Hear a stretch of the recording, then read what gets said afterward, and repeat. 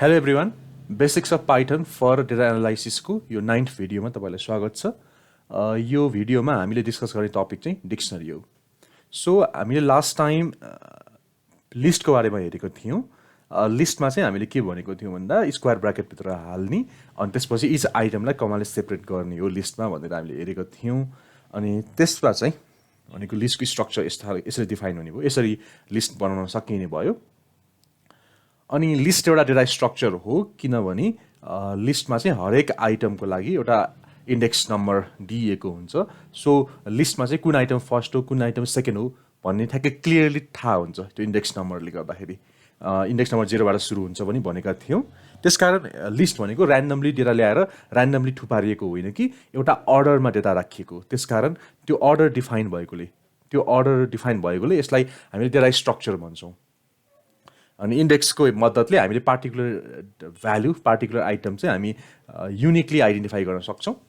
त्यसकारण लिस्ट र data structure भयो। अब मैले लिस्टमा चाहिँ एउटा स्टुडेन्टको नाम अनि उसले ल्याएको मार्क्सहरू, विभिन्न सब्जेक्टमा ल्याएको मार्क्सहरू स्टोर गर्नु पऱ्यो भने कसरी गर्ने त?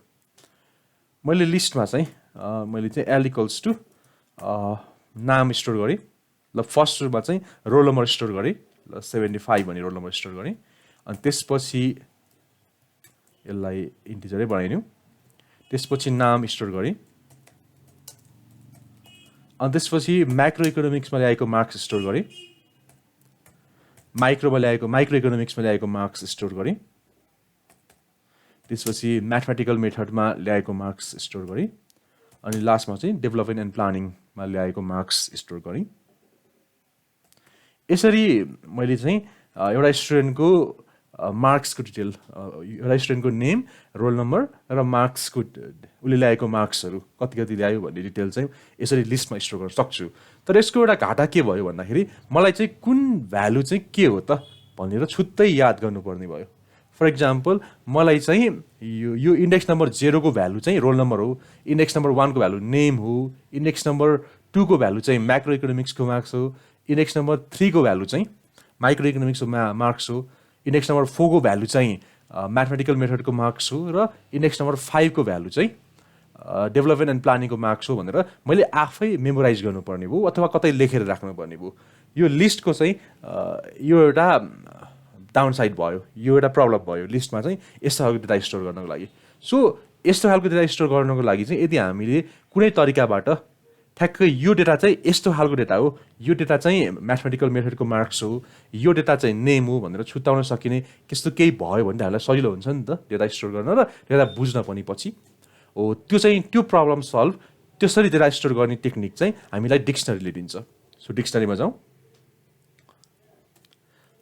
डिक्सनरी भनेको चाहिँ data structure to store data in key value pair. अनि यसपछि यसलाई चाहिँ हामी डिक्सनरीलाई जसरी लिस्टलाई चाहिँ स्क्वायर ब्राकेट राखेर स्क्वायर ब्राकेटभित्र आइटम राखिन्छ लिस्टमा भने डिक्सनरीमा चाहिँ कर्ली ब्राकेटभित्र राखिन्छ। अनि त्यसपछि लिस्टमा जस्तै इलिमेन्टहरूलाई चाहिँ कमाले सेपरेट गरिन्छ र यसमा डेटाहरू चाहिँ की भ्यालु पेयरमा स्टोर हुन्छ। एउटा की हुन्छ, त्यसको करस्पोन्डिङ भ्यालु हुन्छ र की भ्यालुलाई चाहिँ कोलोनले जोइन गरिन्छ। फर इक्जाम्पल तल हेर्न सक्छौँ यो कर्ली ब्राकेटभित्र यो फर्स्ट आइटम भनेको नेम मिलन भयो, सेकेन्ड आइटम भनेको एज 25 भयो, थर्ड आइटम भनेको एड्रेस ढाबाखेल भयो। अब फर्स्ट आइटममा चाहिँ नेम भनेको की भयो र भ्यालु भनेको मिलन भयो। सेकेन्ड आइटममा चाहिँ एज भनेको की भयो, भ्यालु भनेको 25 भयो। त्यसै गरी थर्ड आइटममा चाहिँ एड्रेस भनेको की भयो र भ्यालु भनेको ढाबाखेल भयो। यसरी चाहिँ एउटा डिक्सनरी फर्म हुन्छ र डिक्सनरीमा चाहिँ आइटमहरूलाई की भ्यालु पेयरमा राख्न सकिन्छ। अब यसरी राखिसकेपछि मलाई यो डेटा कसैले दियो भने मैले क्लियरली भन्न सक्छु यो मान्छेको नेम चाहिँ मिलन रहेछ, एज 25 रहेछ, एड्रेस चाहिँ ढाबाखेल रहेछ। मैले छुट्टै कुन भ्यालुले के रिप्रेजेन्ट गर्ने हो भनेर मेमोराइज गर्दै बस्नु परेन। मैले अप्रोप्रिएट की राखेर त्यो भ्यालु स्टोर गरेपछि मलाई इजिली इन्टरप्रेट गर्न, पछि भ्यालु रिड गर्न, बुझ्न पनि सजिलो हुने भयो। यसरी चाहिँ डिक्सनरी चाहिँ युज गरिन्छ। अब अर्कोमा जाउँ। डिक्सनरी क्रिएट गर्ने भनेको सिम्पल नै छ। भेरिएबलको नाम इक्वल्स टु या डिक्सनरी राख्ने जुन चाहिँ कर्ली ब्राकेटभित्र इच आइटमलाई कमाले सेपरेट गर्ने र इच आइटम चाहिँ की भ्यालु पेयरमा हुन्छ र त्यो पेयरलाई चाहिँ कोलोनले सेपरेट गर्ने। त्यसपछि अब इस आइटम चाहिँ एक्सेस कसरी गर्ने त, यो मिलन भन्ने नाम कसरी एक्सेस गर्ने त भन्दाखेरि भेरिएबलको नाममा की पठाइदिने। जसरी अघि हामीले इन्डेक्स पठाउँथ्यौँ यो स्क्वायर ब्र्याकेटभित्र, त्यसै गरी अब चाहिँ की पठाउने भयौँ।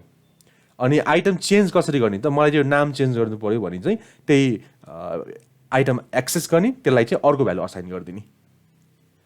अनि त्यसपछि कुनै नयाँ भ्यालु एड गर्नु पऱ्यो भने चाहिँ यसमा इन्सर्टहरू केही पनि गर्नु पर्दैन, सिधै नयाँ कीमा चाहिँ भ्यालु एड गर्दै असाइन गरिदिएपछि चाहिँ नयाँ आइटम क्रिएट भयो।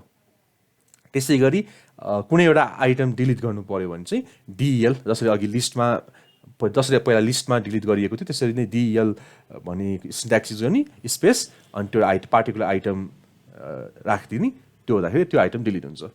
अब यसलाई यता पाइचार्टमा पनि हेरौँ। म डिक्सनरीको काम गर्नको लागि एउटा छुट्टै फाइल बनाउँछु, डिक्सनरी नाम राखिदिन्छु यसलाई। ओके, म यहाँ डिक्सनरी बनाउँछु, मार्क्स भन्ने डिक्सनरी बनाउँछु, इक्वल्स टु रोल नम्बर र रोल भनेर म 75 हालिदिन्छु, 75 ल। त्यसपछि नेम भनेर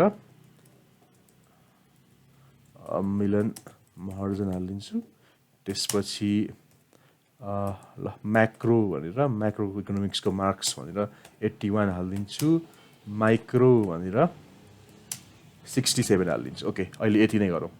त्यसपछि अब फर्स्ट कुरा चाहिँ मैले चाहिँ कुनै पार्टिकुलर आइटम एक्सेस गर्नु पऱ्यो। फर इक्जाम्पल यो नेम एक्सेस गर्नु पऱ्यो भने प्रिन्ट मार्क्स, इन्डेक्सिङ अपरेटर हो स्क्वायर ब्र्याकेट, यो लिस्टमा पनि यही युज हुन्थ्यो, र यसभित्र की पास गरिदिन्छु। अब यसलाई रन गरेर हेरौँ, यो लिस्ट नै रन भइरहेको छ अहिले अझै, यहाँबाट रन गरौँ। ओके, सो मिलन महर्जन रन भयो, यहाँ प्रिन्ट भयो। अनि त्यसपछि हामीले हेरेको अर्को भनेको यो आइटम हेऱ्यौँ, त्यसपछि चेन्जिङ द आइटम, मलाई नाम चेन्ज गर्नु पऱ्यो। अब यो मिलनको ठाउँमा चाहिँ यसो गरौँ, एकचोटि डिक्सनरी प्रिन्ट हान्यौँ यो, अनि त्यसपछि नाम चेन्ज गरौँ, नेम इक्वल्स टु अरू कुनै नाम राखौँ, ल राम हालिदिउँ। त्यसपछि मार्क्स पनि चेन्ज गरिदिउँ, कुनै एउटाको माइक्रोको चेन्ज गरिदिउँ, यहाँ चाहिँ 50 हालिदिउँ। अब फेरि प्रिन्ट हानौँ त्यसलाई। अब चाहिँ यो सबै अपडेट भएर यो दुईवटा अपडेट भइसकेपछिको आउनुपर्छ।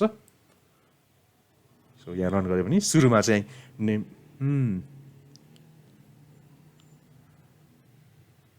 ओके यहाँ मिस्टेक भएछ। हामीले यहाँ माथि चाहिँ क्यापिटल नेम राखेका थियौँ, या स्मल नेम राखेर हामीले क्रिएट गरेको कारणले गर्दाखेरि योवाला भ्यालु योवाला आइटम अपडेट भएन, बरु नयाँ आइटम बनेको रहेछ। सो यसलाई मिलाउँ। ओके, यसो गर्दाखेरि चाहिँ अघि चाहिँ नेम मिलन महर्जन थियो, अब यो अपडेट पछि चाहिँ नेम पनि अपडेट भएको छ र मार्क्स पनि अपडेट भएको छ। यसरी चाहिँ हामी अपडेट गर्न सक्छौँ। अब त्यसपछि यहाँ बिचमा चाहिँ अरू केही गरौँ, यो अपडेट पनि गऱ्यौँ, चेन्ज पनि गऱ्यौँ आइटम, यसरी एड गरौँ। अब चाहिँ हामी यहाँ बिचमा चाहिँ नयाँ एड गरौँ, म्याथको मार्क्स एड गरौँ 80।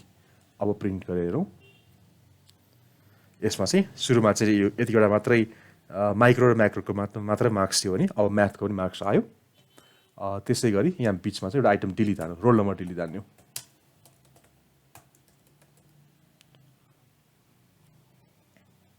ओके, सो अगाडि रोल नम्बर छ फर्स्टमा प्रिन्ट भएकोमा, त्यसपछि पछि प्रिन्ट भएको रोल नम्बर छैन। यसरी चाहिँ हामी डिक्सनरीमा काम गर्न सक्छौँ। यसका अरू फङ्सनालिटीहरू पनि हुन्छ, त्यो तपाईँहरू एक्सप्लोर गर्नु होला। अनि यो डिक्सनरी र लिस्ट बाहेक पाइथनमा चाहिँ अरू डेटा स्ट्रक्चरहरू पनि हुन्छन्।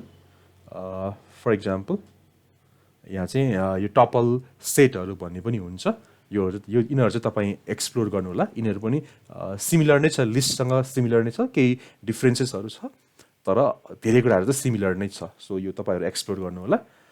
अहिले चाहिँ यति नै गरौँ। Thank you.